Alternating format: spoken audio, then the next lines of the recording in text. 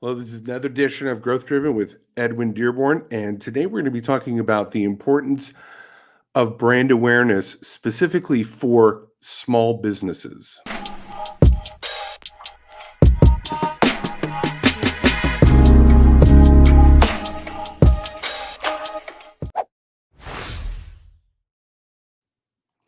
Edwin Dearborn here, coming to you this Saturday morning. I want to talk about brand awareness for your small business. Now, this is a concept that does not lend a lot of attention in the small business world. But if you were to go to a corporate level, a Fortune 5000 level, brand awareness is definitely an important factor. And I think that's important to note. Big businesses value it. Small businesses don't even consider it. And I believe that that may be one of many factors of why a small business remains small. They don't put any attention on the long-term game. Now, if you follow me, you know that I'm a fan of Gary Vaynerchuk. I am a fan of Grant Cardone. I've been to the 10X conference. I've watched a ton of videos of both. I've read books from both. And it's interesting that both Grant Cardone and Gary Vaynerchuk bring this subject up quite often. Gary Vaynerchuk talks about it all the time, that his strategy is to build brand. He talks about it all the time, to the point where it almost becomes, hey, John, thanks for joining in. It comes to the point where it may be even annoying that he talks about it so much, because it seems like this ambiguous, unimportant kind of concept that's like, yeah. What is that? What is brand awareness? But the higher you go up in the business world, the more sophisticated you go, you start to see that there is this bigger universe in business called brand awareness. And as a small business, brand awareness may only be, I only need 30 people aware of my brand. I may only need 100, 200 people aware of my brand. But if those 200 people know of my brand, who I am, what I stand for, I'll get lots of repeat business and I'll get referrals. Like for a local realtor, brand awareness may be 200 people that absolutely love you. I know there's some realtors on Instagram, they're closing 50 deals a year because the brand awareness within a very small amount of people is extremely high. They are very good at featuring their brand, what their brand stands for. So don't think brand awareness means, the whole wide world. There's a great book called The Ultimate Sales Machine by Chet Holmes. And he has a concept in that book, which I really, really love, and I use with my clients, called the Power 100. And he said, 100 people, 100 clients could probably shape your entire financial future for your business. Now, he goes on to say, now that number may not be exactly 100. Maybe it's 150, maybe it's 250, but he just calls it the Power 100 just as a term. And he gives examples of that Power 100, which mean this is a concept for you as a small business owner. What if you could influence with your brand awareness as the number one go-to choice? You were the number one person to refer to within the minds of 100 to 200 people.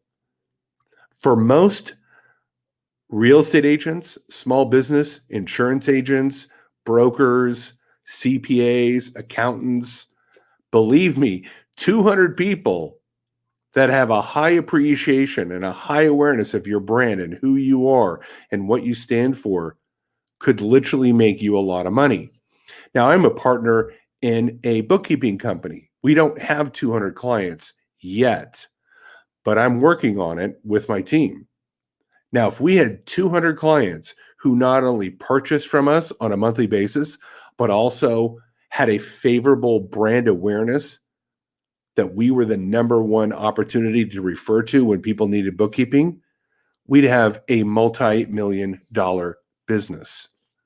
So while brand awareness may seem like this concept that's out there only for the big people, for only the big people that have a big budget, I can tell you right now, the importance of building brand awareness for your small business is critical. So here's the question that I always ask the people that I consult right from the beginning when I talk about brand awareness. And this is where it really starts to hit home as something that's very, very important. I ask them, how long do you want to be in business? How long do you envision yourself with this company or doing what you do? Are you going to be in business 5 years from now? Oh, yeah, absolutely. You're going to be in business 10 years from now? Probably. You're going to be in business 10 or 15, 20 years? Could be. Great. So you've already got in your mind that you're going to be doing what you're doing for a long time. In 5 years, will you need customers coming back and referring to you? Yes, I will. Okay. In 10 years, will you need customers coming back and referring to you? Yes, I will. Great. That's the brand awareness strategy. We have to do things today, tomorrow, next week, every single day to make sure that 5 years from now, those people are coming back, that we are their number one choice, and we are the number one resource for them to refer to. Now, if we don't plant the seeds today and we don't cultivate the earth tomorrow, and we don't water the field next week and the week after and the month after, and we don't protect our crops from insects and competitors. That's what an insect is. It's a competitor. It's eating your food versus you growing it and selling it. From the elements, from taxes, we won't have a crop to sell. That is what is meant by building brand awareness. I want people to know who I am, what I stand for, and in a favorable light, that they will come back and refer, and I get to tap into their circles of influence. I get to be introduced to the people that they know that I don't know, and they're willing to introduce me to them because they know and trust me. Grant Cardone says that ambiguity is a brand killer, and I agree with him 100%. There's nothing to benefit by not building your brand. There's nothing to benefit by not thinking of long-term survival concepts in influencing how people perceive you, that they know you even exist, but more than they know they exist, they have a favorable concept of you. They appreciate you. They love you. Maybe they can't do business with you right now because they don't have the money. They don't have the need. They don't have the pain point that you solve. Maybe they're with another brand right now, but they're going to switch. Maybe they drive a Chevy right now, but when that car breaks down, they're going to buy your Ford because you've been building brand awareness about the F-150. That's the importance of brand awareness. Now, I understand why most small businesses do not work on this. They have the immediacy of now, especially after this crazy year.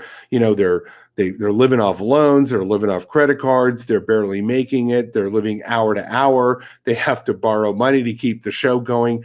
And so brand awareness becomes this, why are we even talking about this? This is not even important. And I have those conversations all the time with small business. There's such an immediacy of pain. There's such an immediacy of urgency to get in the dollars, they can't even think of next month. So while you have to, yes, get money right now, if you don't start planting the seeds for the future, you're always going to be in this position of begging for money on an immediate basis. It's a vicious cycle. It's a vicious cycle if you don't start planting the seeds. I remember reading a book that there's two analogies of how to do business, and I believe you should do both. There's the hunter mentality and there's the farmer mentality. The hunter is like, he goes out, he gets the kill that day, he cooks the food, and he eats that evening. But if that's all he does, he has to keep hunting. He roams. He has to follow the herds. He has to, becomes nomadic. But the farmer, well, he actually plants the seeds, nurtures the land, knowing that the crop in 3, 4, 5 months, 6 months, and he'll have a permanent piece of land that he can grow food every single year. Well, why not have both? Why not have a farm where there's some chickens and some pigs and some cows and there's some vegetables? And if you need that immediate protein, well, the chickens are laying eggs that day. You can eat the chicken that day, but you're also planting and growing potatoes and onions and apples and berries. And so in business, in building your brand, you've got to, yes, have that hunter mentality, get to the immediate meat, to get the immediate nutrition that your business needs, calling new clients, cold revenue. But you've also got to be thinking about, how am I going to plant, nurture, grow, and harvest for months and years and decades ahead? And if that concept makes sense to you, then you know what brand awareness is. Here's the other thing that's important about building brand awareness for small business. There's so much competition and there's so much distrust about brands and their advertising that it takes more effort to win over the trust of people. So building brand awareness isn't just saying, hey, I've got a brand, here's my logo, here's my beautiful website. Brand awareness is about featuring great content, great success stories, white papers, blog posts, interviews, 5-star reviews, and reminding people over and over, you know what? I deliver the goods. Here are my goods. First of all, this is what I do. This is who I am. Here are my principles. Here's my mission, and let me showcase the success that we've had in doing what we said we would do. And really, that's all a brand is. It's a promise kept. You make a promise, you keep it. And for different brands, that means different things. McDonald's has a particular brand with hamburgers. In-N-Out also serves hamburgers, but they have a whole different brand promise. And both are successful. Both are making money hand over fist. And that's the key thing in building a brand awareness as a small business is, who are you and will you be that consistency? And when you are consistent, that's a key factor. Are you consistent as a brand? Now, if you need help in building your brand awareness, well, I'd love to work with you. Or, hey, there's a lot of great books about it out there from Gary Vaynerchuk, from Grant Cardone. Become a student of the subject. Figure out how you can build your brand. Go to YouTube and watch videos. Listen to podcasts. There's so much incredible, insightful information out there for you to begin learning how you become the number one choice in the minds of people. And that may be only 50 people. Maybe you want to do it for 200 people or 500 people.